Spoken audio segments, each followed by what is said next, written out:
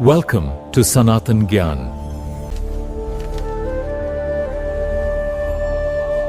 नमस्कार। नमस्कार। आज हम श्रीमद् भागवतम के एक बहुत ही मार्मिक और गहरे प्रसंग में उतर रहे हैं। नमस्कार। हाँ, ये वो समय है जब कुरुक्षेत्र युद्ध तो खत्म हो चुका है। हाँ। महाराज युधिष्ठिर हस्तिनापुर के सिंहासन पर हैं, लेकिन उनके मन में एक अजीब सी क्या कहें बेचैनी है। हाँ, क्योंकि उन्हें चारों ओर कुछ अशुभ, कुछ डरावने से संकेत दिखाई दे रहे हैं। बिल्कुल।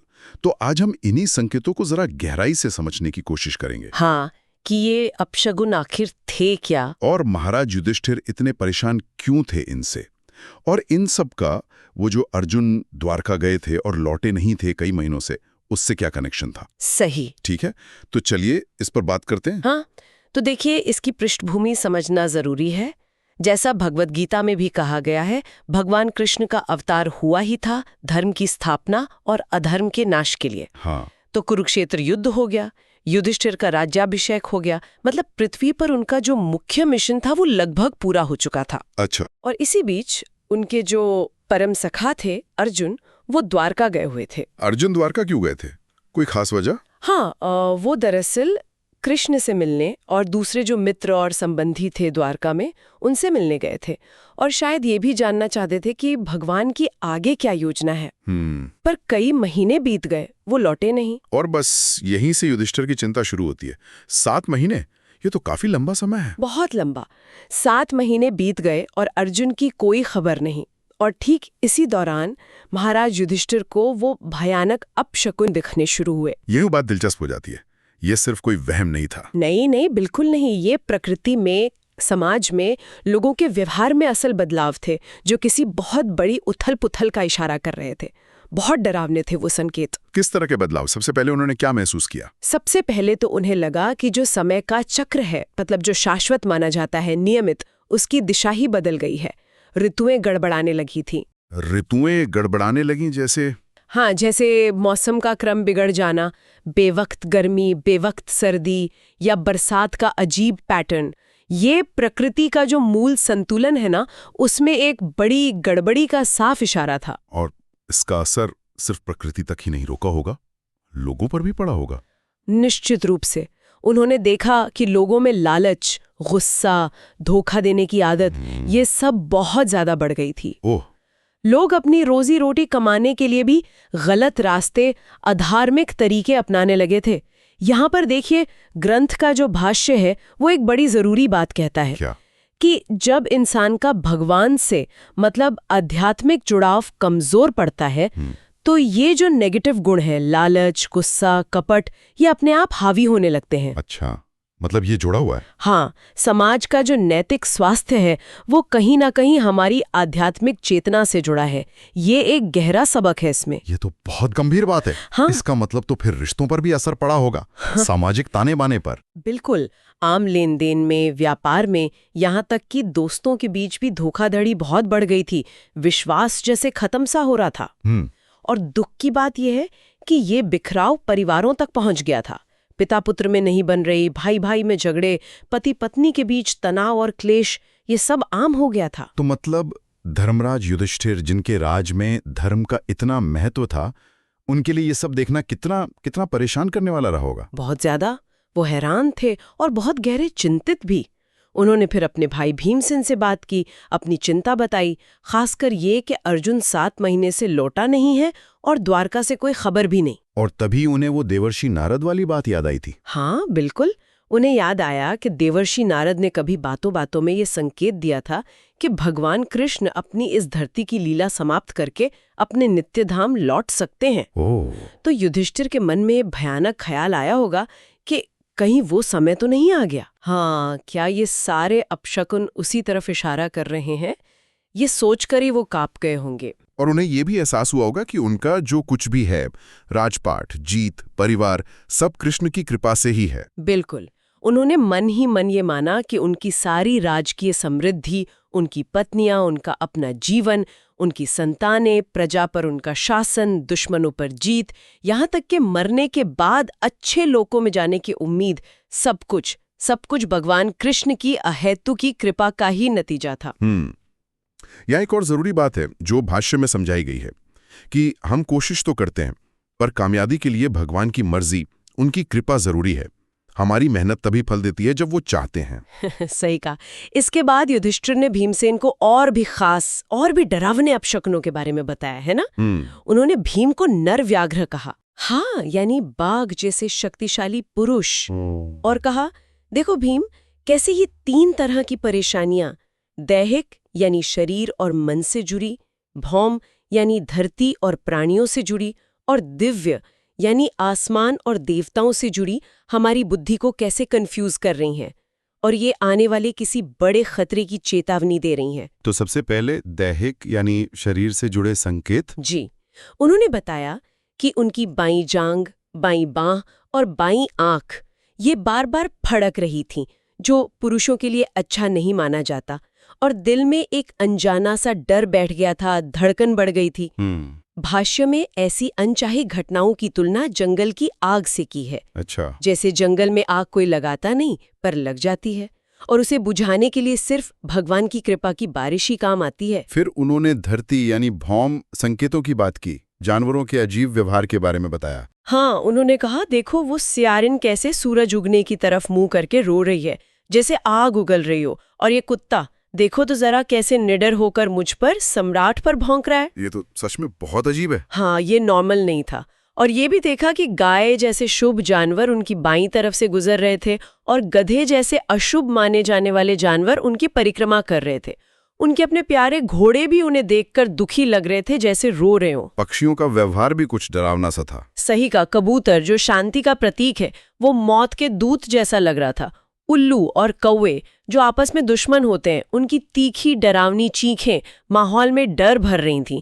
ऐसा लग रहा था मानो वो पूरी दुनिया को खत्म कर देना चाहते हो। और फिर प्राकृतिक और दिव्य यानी आसमान के स्तर पर भी बड़ी गड़बड़ियां दिख रही थीं। युधिष्ठिर ने बताया कि आसमान में बिना मौसम के धुआं सा छाया रहता है, जमीन और पहाड़ जैसे कांपते हुए महसूस होते हैं, बिना बादलों के जोर की गड़गड़ाहट होती है और बिजली गिरती है, तेज हवाएं इतनी धूल उड़ाती हैं कि अंधेरा छा जाता है।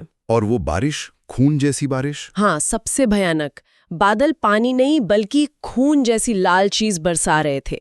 सूरज की रोशनी फीकी पड़ गई थी, तारे आसमान में ऐसे लग रहे थे जैसे आपस में लड़ रहे हों, नदियां, तालाब सब अशांत थे, जैसे उबल रहे हों। यहाँ तक कि लोगों के मन भी बेचैन और परेशान थे। यज्ञ की आग में घी डालने पर भी वो ठीक से जल नहीं रही थी। और गायों की दशा, वो तो और भी दुखद बताई है। हाँ, बहुत हृदय विदारक। बछड़े अपनी माँ का दूध नहीं पी रहे थे, गायें दूध नहीं दे रही थी, वो बस आंखों में आंसू भरे खड़ी थीं। बैल चारागाहों में उदास घूम रहे थे। और आध्यात्मिक संकेत, मंदिरों में मूर्तियों का हिलना। हाँ, ये सबसे ज्यादा विचलित करने वाला था। मंदिरों में जो देव प्रतिमाएं थीं, वो रोती हुई, पसीना बहाती हुई और हिलती हुई सी लग रही थीं। ऐसा मानो वो उस जगह को छोड़कर जाना चाहती हों। शहर, गांव, कस्बे, बाग बगीचे सब बेरौनक हो गए थे, जैसे उनकी सुंदरता और खुशी कहीं चली गई हो। इतने सारे भयानक संकेत देखकर युधिष्ठिर आखिर किस नतीजे पर पहुंचे? उन्होंने भीम से साफ साफ कहा, भाई, मैं समझता हूं कि ये जितनी भी बड़े बड़े उत्पात हो रहे हैं, ये इसी बात का इशारा है कि ये धरती बहुत जल्द भगवान के चरण कमलों के चिन्हों से मिलने वाले परम सौभाग्य से वंचित होने वाली है। मतलब उन्होंने सीधे सीधे भगवान कृष्ण के जाने से जोड़ दिया। हाँ, उनका इशारा बिल्कुल स्पष्ट था। और ठीक इसी समय जब युधिष्ठिर और भीम ये बातें कर रहे थे, तभी द्वारका से अर्जुन लौट आए। हाँ, अर्जुन आ तो गई यदुओं की नगरी से वापस, पर उनकी वापसी वो किसी खुशी के मौके जैसी नहीं थी। कैसी थी अर्जुन की हालत?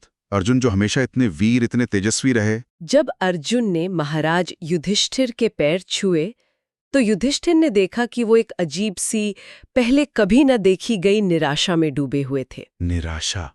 अर्जुन? हाँ, उनका सिर झुका हुआ था, चेहरा बिल्कुल कांतिहीन, पीला पड़ चुका था, और उनके कमल जैसे सुंदर आंखों से लगातार आंसू बह रहे थे। ऐसा लग रहा था जैसे उनका सारा तेज, सारा आत्मविश्वास कहीं खो गया हो। ओह, अपने प्यारे भाई और ऐसे महान योद्धा को इस हाल में देखकर तो युधिष्ठिर का मन और भी ज्यादा व्याकुल हो गया होगा। वो नारद की बात, वो अपशकुन, सब और ज्यादा सच लगने लगे अंगले। बिल्कुल। अर्जुन की ये हालत देखकर युधिष्ठिर को नारद के वो संकेत फिर से याद आ गए, लेकिन उन्होंने बहुत धीरज रखा। वहां और भी मित्र मौजूद थे, तो उन्होंने बड़ी समझदारी से अर्जुन से पूछना शुरू किया। सीधे ये नहीं पूछा कि क्या हुआ? अच्छा, तो पहले माहौल बनाया। हाँ, पहले उन्होंने द्वारका के समाचार पूछे, सबके बारे में। हाँ, सुना है बहुत विस्तार से पूछा था उन्होंने। हाँ, बहुत। उन्होंने द्वारका में अपने सभी खास रिश्तेदारों, यादव कुल के बड़े बड़े वीरों, सबका हालचाल पूछा। जैसे अपने नाना शूरसेन, मामा वसुदेव, फिर भगवान बलराम, जिन्हें आप भगवान ही कहा गया है क्योंकि वो सीधे ईश्वर के ही स्वरूप हैं, विष्णु तत्व के विस्तार। हाँ। फिर कृष्ण के खास बेटे जैसे प्रद्युम्न और पोते अनिरुद्ध, ये भी विष्णु तत्व माने जाते हैं। दूसरे बेटे पोते और कृष्ण के जो करीबी साथी थे जैसे उद्धव, सात्यकी, सबके बारे में एक एक करके पूछा। ये दिखाता है कि उन्हें कितनी चिंता थी और अपनों से कितना लगाव था। और फिर भगवान कृष्ण के बारे में भी पूछा होगा। हाँ, आखिर में उन्होंने पूछा, क्या भगवान गोविंद, जो ब्राह्मणों और भक्तों से इतना स्नेह रखते हैं, ब्रह्मण्य, भक्त वत्सल, वो द्वारका की सुधर्मा सना में अपने मित्रों के साथ ठीक है, सुख से हैं? और उन्होंने यादवों की उस शानो शौकत को भी याद किया जो उन्हें कृष्ण की वजह से मिली थी, कि कैसे वो कृष्ण की छत्र छाया में एकदम निडर होकर रहते थे, जैसे वैकुंठ में रहते हों। कैसे रानियों को स्वर्ग के दुर्लभ पारिजात फूल मिले थे, और कैसे यादवों ने देवताओं की सभा सुधर्मा पर भी अधिकार कर लिया था। ये सब कृष्ण पर उनकी निर्भरता को ही दिखाता है। इतनी लंबी भूमिका के बाद फिर युधिष्ठिर ने सीधे अर्जुन की हालत पर सवाल करना शुरू किया। सही कहा। तब उन्होंने पूछा, मेरे भाई अर्जुन, तुम ठीक तो हो? तुम्हारा ये तेज कहाँ चला गया? क्या द्वारका में किसी ने तुम्हारा अनादर किया? क्या किसी ने तुम्हें कड़वी बात कही या धमकाया? क्षत्रिय धर्म से जुड़े सवाल भी पूछे। हाँ, पूछा, क्या तुम किसी की रक्षा नहीं कर पाए जो तुम्हारी शरण में आया हो? कोई ब्राह्मण, बच्चा, गाय, औरत, बूढ़ा या बीमार, तुम तो हमेशा सबकी रक्षा करने वाले हो।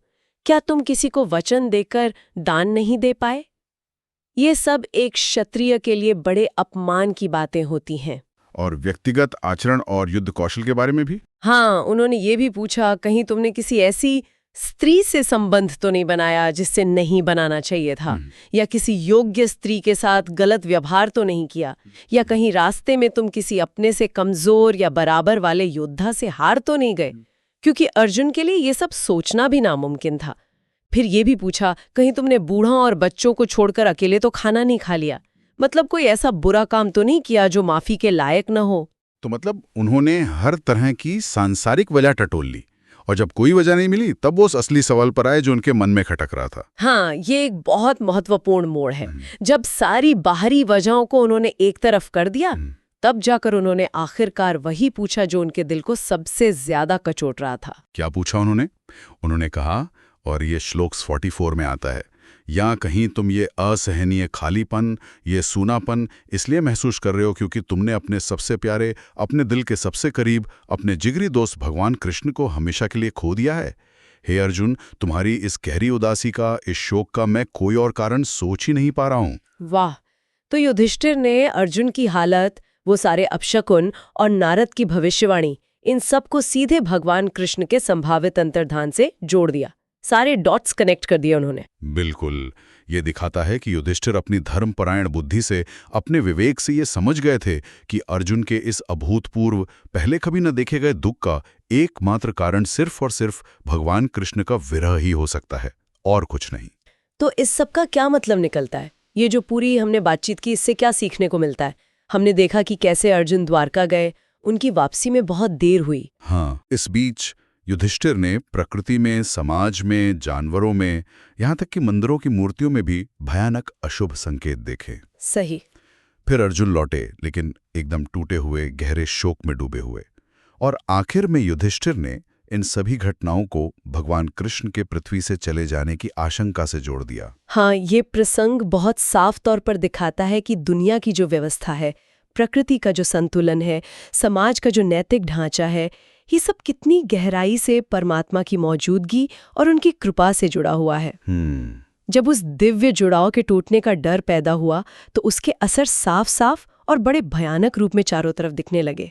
ये दिखाता है कि हमारा आध्यात्मिक कल्याण और हमारी भौतिक दुनिया की हालत, ये आपस में बहुत गहरे जुड़े हुए हैं।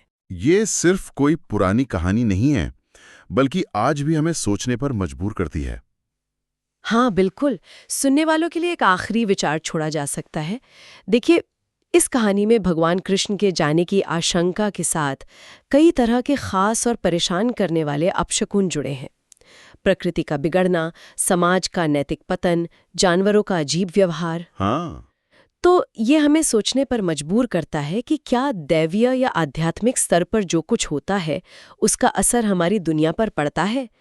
क्या आज हम अपनी दुनिया में जो अशांति देखते हैं, पर्यावरण का बिगड़ता संतुलन देखते हैं या नैतिक मूल्यों में गिरावट महसूस करते हैं, क्या ये भी कहीं ना कहीं किसी गहरे, शायद आध्यात्मिक असंतुलन का ही प्रतिबिंब हो सकता है? ये एक बड़ा सवाल है। हाँ, ये एक सवाल है जिस पर हम सब सोच सकते हैं, मनन कर सकते हैं।